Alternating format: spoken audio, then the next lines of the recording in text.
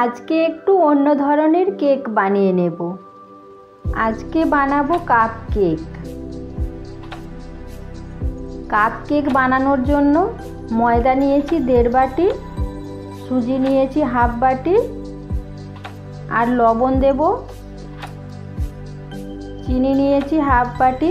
চিনির পরিমাণটা যে যেমন মিষ্টি খেতে চান সেভাবেই নেবেন। মিক্সিতে গুঁড়ো করে নিয়েছি। এখন ময়দা আর সুজির মধ্যে ঢেলে দেব চিনির গুঁড়ো। শুকনো উপকরণ একসাথে ভালো করে মিশিয়ে নেব। এরপর অল্প অল্প দুধ দিয়ে একটা ব্যাটার বানিয়ে নেব। দুধটা একবারে দেব না, লাগলে বারে বারে দেব। দিয়ে পাতলা একটা ব্যাটার বানিয়ে নেব। ব্যাটারটা একটু পাতলা বানিয়েছি, এখন ঢেকে রেখে দেব। সুজি আছে তার জন্য পাতলা বানিয়েছি, সুজিটা ফুলে যাবে। উনুনে কড়াই বসিয়েছি, কড়াইতে লবণ দিয়েছি আর একটা স্ট্যান্ড বসিয়ে দিয়েছি। এখন ঢেকে রেখে দেব। এটা গরম হতে থাক ততক্ষণ। এদিকে ব্যাটারের ঢাকনাটা খুলে ব্যাটারটা আবারও একটু গুলে নেব। কতটা ফুলেছে দেখুন। ব্যাটারটা পাতলা করেছিলাম, সুজিটা ফুলে গেছে, সেজন্য একটু ঘন হয়েছে ব্যাটারটা। এখন ওর মধ্যে বেকিং পাউডার আর বেকিং সোডা দিয়ে দেব। বেকিং সোডাটা 1/2 চামচ দেব আর বেকিং পাউডারটা একটু বেশি দেব। সাদা তেল দিয়ে দেব। ব্যাটারের মধ্যে সব ভালো করে মিশিয়ে নেব। ভালো করে মেশানো হয়ে গেছে।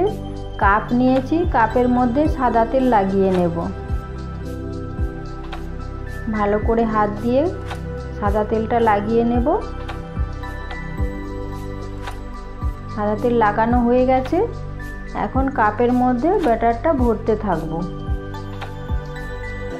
অল্প একটু দেব প্রথমে, তারপর চকলেট নিয়েছি, এরকম চকলেট নিয়েছি, চকলেট দিয়ে দেব ব্যাটারের উপরে।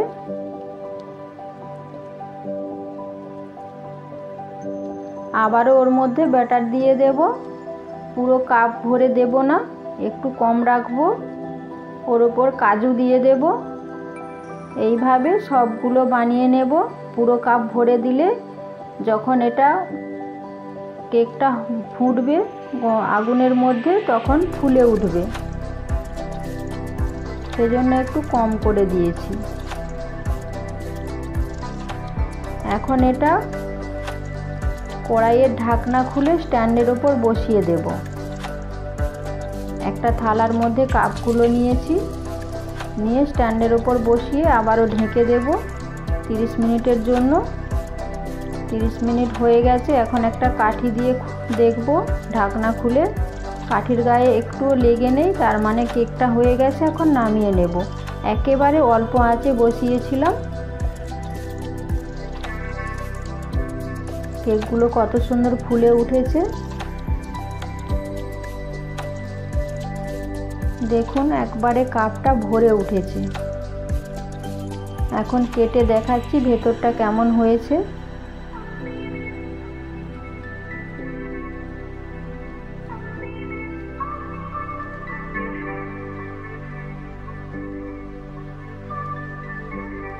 দেখুন ভেতরটা কেমন চকলেটে ভরা হয়েছে, কত সুন্দর লাগছে দেখতে।